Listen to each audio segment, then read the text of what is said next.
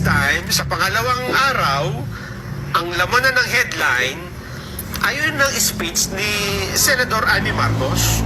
Ganon. Pinika po ng international news platforms at in-report ang mga nabanggit ng senadora sa naturang rally. Ayan, no? Sa Al Jazeera, ayan, no? Philippine President Marcos rejects sister accusation of chronic drug use. Ako? Pero ito ay kinuha na yung sagot ng Malacanang dyan, ha? Sa iba pang balita, Daily Journal, ayan, no? Rejected. Mga reaksyon eh, na? Itong Deljon, anong bansa ito?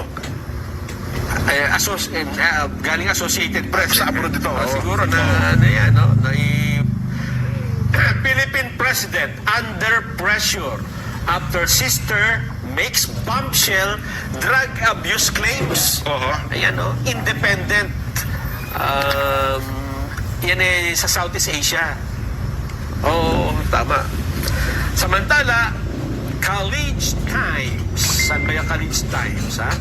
Philippine President Marcos accused of drug use by sister Senator Amy. So talagang kumuha ng atensyon sa buong mundo. Ano pa? Ayan, sa Reuters, Philippines Marcos rejects strange sister's claim of drug use.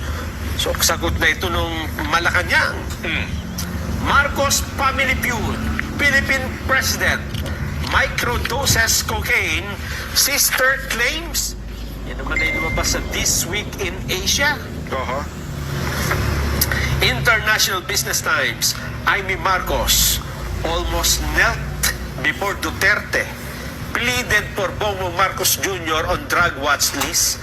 Ito yung kwento niya na nakiusap siya sa dating Pangulo na wag itokhang si